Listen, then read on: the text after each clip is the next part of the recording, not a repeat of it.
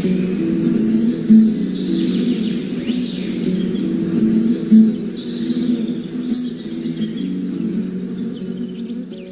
Everyone, आप सभी का आई एग्जाम बी के यूट्यूब चैनल पर स्वागत है। यदि आप राजभाषा अधिकारी से संबंधित किसी भी परीक्षा की तैयारी कर रहे हैं तो आपके सामने एक के बाद एक परीक्षाएं सामने आती जा रही हैं और आती जाएंगी। यहाँ पर आरबीआई की जो परीक्षा होने वाली है वो है 23 जुलाई को और ईसीजीसी की परीक्षा है 15 जुलाई को। इसी प्रकार से आगे आने वाले समय में आईबीपीएस एसओ की परीक्षा भी होगी और नाबार्ड की परीक्षाएं भी आपके सामने होंगी। और यदि आप इन परीक्षाओं की तैयारी कर रहे हैं तो आपको अपनी शब्दावली को बहुत मजबूत बनाना चाहिए, यानी अंग्रेजी से हिंदी और हिंदी से अंग्रेजी जो शब्दावली होती है उनका ज्ञान होना चाहिए। इस वीडियो में हम कुछ महत्वपूर्ण शब्दों को देखेंगे कि अंग्रेजी से हिंदी में उसका क्या अर्थ होता है, जो कि आपके लिए बहुत ही महत्वपूर्ण होगा आपकी परीक्षाओं के लिए। तो इन शब्दों को आप लोग इसको नोट डाउन कर लीजिए और इनको याद कर लीजिए। ये आने वाली परीक्षाओं में आपको बहुत ही ज्यादा हेल्प करेंगे। तो चलिए देखते हैं कुछ अंग्रेजी शब्दों के हिंदी अर्थ। हमारे शब्द यहाँ पर हैं रिकवरी प्लान, रिसेशन, बाय अ पब, great depression, resilient, calling tax. अब यहाँ पर पहला जो शब्द है रिकवरी प्लान, इसका हिंदी में अर्थ होता है समुत्थान योजना या फिर कह सकते हैं प्रत्युत्थान योजना। यहाँ पर प्लान है तो योजना भी हो जाएगा। अब दूसरा शब्द है रिसेशन। रिसेशन हो या डिप्रिसिएशन हो, ये शब्द जो है वो बैंकिंग कार्यकलाप में बहुत ज्यादा उपयोग किए जाते हैं शब्द। और रिसेशन का हिंदी में जो अर्थ होता है वो होता है मंदी। बाय अ पब, इसका अर्थ होता है बेकार की खरीद। ग्रेट डिप्रेशन का अर्थ होगा भारी महामंदी। अगला शब्द है रेजिलिएंट, उसका अर्थ होता है हिंदी में आघात सह। कॉलिंग टैक्स का अर्थ होता है आजीविका कर या फिर इसको कह सकते हैं व्यवसाय कर।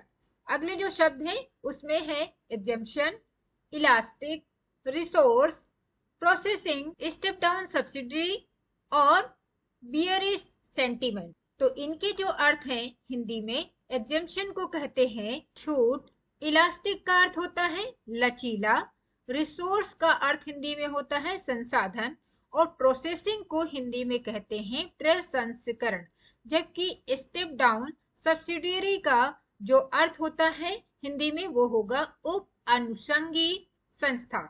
बियरिश सेंटीमेंट का अर्थ होगा मंदी का रुख। अब आने वाले जो शब्द हैं उनको भी देखते हैं और हमारे अगले शब्द हैं beat the gun, bellwether stock, book profit. तो इन तीन शब्दों का जो हिंदी में अर्थ होता है जैसे बीट द गन। अब यहाँ पर अंग्रेजी शब्द जो है बीट द गन है, अगर आप हिंदी में इसको ट्रांसलेट करेंगे तो ये कुछ और ही अर्थ आएगा, यानी गन को पीटना। बीट का मतलब क्या होता है, वर्ब है और इसका अर्थ होता है पीटना। तो गन को पीटना यानी बंदूक को पीटना। लेकिन यहाँ पर बैंकिंग शब्दावली में इस शब्द का जो अर्थ होता है वो होता है लाभकारी भाव पर अग्रिम सौदा। वेल वेदर स्टॉक, जिसका अर्थ होगा अग्रणी स्टॉक। बुक प्रॉफिट का अर्थ होता है बही लाभ। तो ये हमारे 15 शब्द थे जिनका अंग्रेजी से हिंदी में क्या अर्थ होता है हमने देखा है। ये सभी बहुत महत्वपूर्ण शब्द हैं जो आपकी परीक्षा में आ सकते हैं। जैसे कि आपको बताया है कि आरबीआई ग्रेड ए की जो परीक्षा है वो है 23 जुलाई को और ईसीजीसी पीओ राजभाषा की परीक्षा है 15 जुलाई को। इन दोनों का कोर्स अगर आप लेते हैं तो कॉम्बो कोर्स के लिए आपको कोड यूज करना पड़ेगा कॉम्बो 45, जिसमें आपको 45% का ऑफ दिया जाएगा। आरबीआई ग्रेड ए राजभाषा का कोर्स खरीदते हैं तो उसमें आपको 40% का ऑफ मिलेगा और इन कोर्स में आपको एक्सपर्ट फैकल्टी मिलेंगी जो राजभाषा से संबंधित परीक्षाओं की तैयारी करवाते हैं। और इन कोर्स में एनरोल होने पर आपको मिलेंगे live classes, practice test, study materials PDF के रूप में और शॉर्ट एंड क्रिस्प वीडियोस और साथ में इंटरव्यू गाइडेंस भी दिया जाता है। इस प्रकार से आई एग्जाम भी आपको 50% फास्टर तैयारी करवाता है। तो आप जल्द से जल्द इन कोर्स को एनरोल कर सकते हैं और इसमें जो ऑफर आपको दिया जा रहा है उसको अवेल कर सकते हैं।